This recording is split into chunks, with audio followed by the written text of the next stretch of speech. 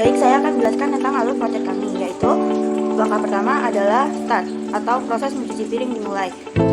Dan langkah kedua adalah menginput jumlah piring kotor, yaitu menghitung berapa jumlah piring kotor yang ada. Lalu langkah ketiga adalah pengecekan kondisi. Apakah masih ada piring kotor? Jika tidak ada, maka proses lanjut ke tahap membersihkan tempat cuci dan selesai. Jika ada atau iya, maka lanjut ke tahap berikutnya, yaitu langkah keempat. Langkah keempat adalah mengambil piring kotor ke atas atau piring kotor diambil satu persatu dan dikumpulkan. Langkah kelima adalah membersihkan sisa kotoran dari piring. Lalu langkah keenam adalah mencuci piring yang kotor dengan sabun dan spons. Lalu langkah ketujuh adalah membilas dengan air bersih, yaitu piring yang sudah dicuci kemudian dibilas agar sisa sabun bisa hilang. Lalu langkah ke-8 yaitu meletakkan piring kotor yang sudah dibersihkan ke rak pengering. Lalu langkah ke-9 adalah kembali ke proses pengecekan, yaitu apakah masih ada piring kotor. Jika ada, ulangi langkah ambil piring, membersihkan, cuci, lalu bilas, dan meletakkan ke rak pengering. Jika tidak ada, maka lanjut membersihkan tempat cuci dan selesai. Inti dari flowchart kami. Flowchart mencuci piring dibuat dengan tujuan untuk mempermudah pemahaman alur kerja dalam mencuci piring secara sistematis dan berurutan. Dengan adanya flowchart, setiap langkah dapat terlihat jelas, mulai dari mengambil piring kotor, membersihkan sisa kotoran, mencuci dengan sabun, membilas, hingga meletakkan di rak pengering. Tujuan lainnya adalah untuk menjelaskan adanya proses pengulangan atau looping sampai semua piring selesai dicuci. Dan keuntungan dari flowchart ini adalah memvisualisasikan proses agar mudah dipahami, meningkatkan efisiensi pekerjaan, dan mempermudah analisis apabila suatu langkah perlu diperbaiki. Selain itu, flowchart ini juga bermanfaat sebagai media pembelajaran karena mampu menggambarkan konsep pengambilan keputusan dan perulangan dalam bentuk yang sederhana dan mudah dipahami. Assalamualaikum warahmatullahi wabarakatuh. Perkenalkan, nama saya Nina Putri Azhara dengan NIM 25241010237. Saya di sini bertugas untuk mengimplementasikan flowchart menjadi codingan Python. Untuk pertama, di sini saya sudah mendapatkan flowchart yang sudah didesain oleh teman saya. Di sini tugas saya adalah mengimplementasikan flowchart tersebut menjadi codingan Python.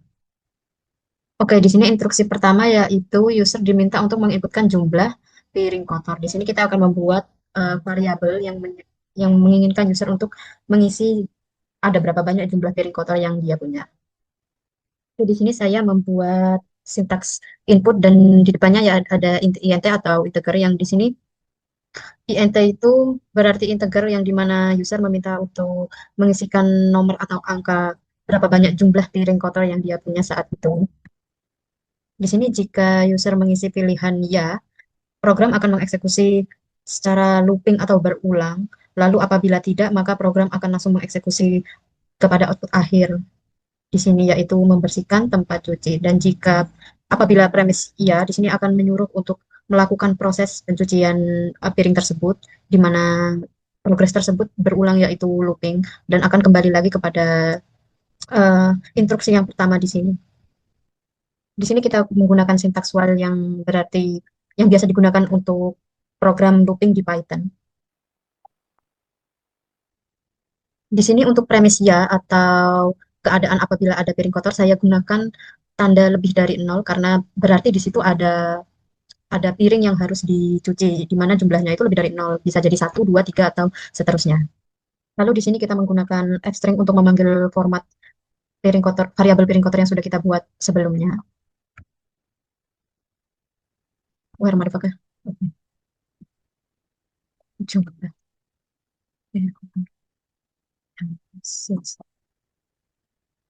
Lalu di sini di dalam kurung awal di sini kita langsung saja panggil variabel piring kotor untuk memastikan jumlah dari piring kotor yang kita punya. Lalu untuk instruksi selanjutnya kita isi saja dengan perintah-perintah ini. Lalu di sini kita akan memanggil variabel piring kotor lagi untuk memberi perintah bahwa jika input yang diberikan, instruksi selanjutnya akan mengurangi jumlah dari input yang diisi. Seperti misalnya jika kita isi dengan 4, maka instruksi berikutnya akan berkurang menjadi 3, 2, 1. Di sini kita kurangkan menjadi 1. Lalu di sini kita akan membuat variabel baru mengenai piring sisa, ya, untuk memastikan bahwa apakah ada piring kotor lain yang tersisa yang mungkin kita lupa tidak eksekusi atau tidak kita cuci. Kita instruksikan apakah ada hmm, piring sisa. Lalu di sini kita menggunakan sintaks if jika lalu di sini kita akan menggunakan sintaks if untuk memastikan bahwa piring sisa jika input yang diberi bentar, sabar, yes or no. Yes. Oh, no. Nah, di sini kita sudah tambahkan pilihan pertanyaan yes or no. Jika kita isi selain no atau bisa dibilang itu yes, maka program akan melakukan looping kembali, yaitu akan mengeksekusi lagi jika mengeksekusi piring kotor kembali untuk dicuci. Di sini kita gunakan sintaks if untuk piring sisa. Jika piring sisa sudah habis atau tidak ada piring kotor lagi yang tersisa, maka kita gunakan sintaks break untuk keluar dari looping tersebut. Namun jika kita isi iya, maka program akan melakukan looping kembali, di mana progres pencucian piring kotor yang masih tersisa akan dilakukan kembali. Di sini untuk perintah terakhir, instruksi terakhir, program akan mengisi output bersihkan tempat cuci. Dan untuk instruksi terakhir yaitu selesai. Kita masukkan saja selesai. Sekian dari saya. Maaf jika ada kesalahan pengucapan atau sesuatu yang kurang mengenakan.